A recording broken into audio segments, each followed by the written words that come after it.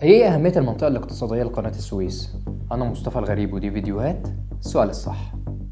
قناة السويس هي دايما الشغل الشاغل للمصريين، وده لأنها واحدة من أهم مصادر النقد الأجنبي.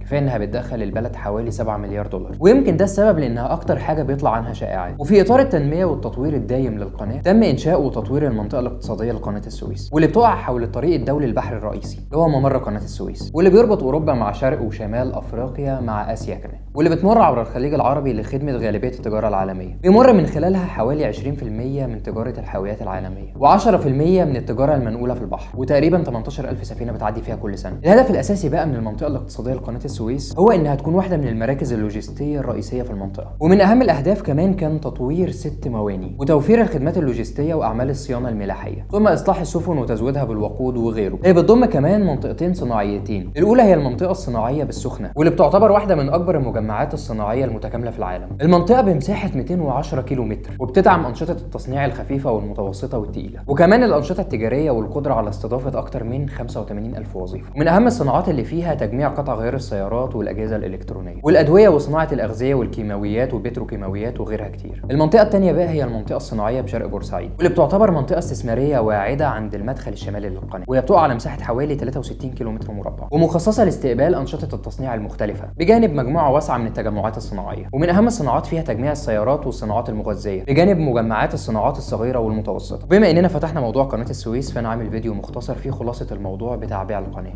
شوفوه. هي الدولة عملت إيه لتنمية موارد هيئة قناة السويس؟ التطوير ده تم على كذا مرحلة وفي كذا اتجاه، ويمكن كان من أهمهم وأكبرهم هو حفر قناة السويس الجديدة، واللي قدمت مميزات ونتائج كبيرة جدا كنا اتكلمنا عنها قبل كده في حلقة سابقة، هسيب لك اللينك بتاعها في الكومنتات. في 11/8/2015 اتنشر قرار جمهوري بإنشاء المنطقة الاقتصادية لقناة السويس، وكمان صدر قرار جمهوري بإنشاء 4 مجالس تخصصية للأراضي الواقعة في منطقة قناة السويس بمساحة تقريبا 460 كيلومتر مربع، وحدودها ميناء غرب بورسعيد وميناء شرق بورسعيد والمنطقة الصناعية شرق بورسعيد والمنطقة الصناعية بالأنطرة غرب ووادي التكنولوجي. يهدف إنشاء الهيئة لإقامة وتنمية المنطقة، وده لتعزيز الفرص الاستثمارية في جميع القطاعات الاقتصادية بما في ذلك الخدمات اللوجستية والصناعية، بجانب خلق بيئة أعمال مناسبة تجذب المستثمرين الأجانب والمحليين وتشجعهم على إنشاء شركات في المنطقة للاستفادة من كل المزايا والحوافز الموجودة. ومؤخرا سمعنا عن موضوع صندوق قناة السويس، واللي كان هدفه هو تسريع تحويل القناة لمركز لوجستي عالمي في مناطق تصنيع وتجميع للسلع، بحيث انها تختصر المسافة ما بين الشرق والغرب وما تبقاش القناة مجرد ممر ملاحي بس. علشان كده جت فكرة إنشاء صندوق مستقل تكون له شخصية اعتبارية وأصوله إيرادات علشان يكون مسؤول عن الاستثمارات دي وضامن ليها، واللي اتكلمنا عنه قبل كده في حلقة لوحده، هسيب لكم برضو اللينك بتاعها في الكومنتات. وهنا السؤال الصح، تفتكر ايه اللي ممكن يخلي الدولة تبيع مشروع ناجح زي ده؟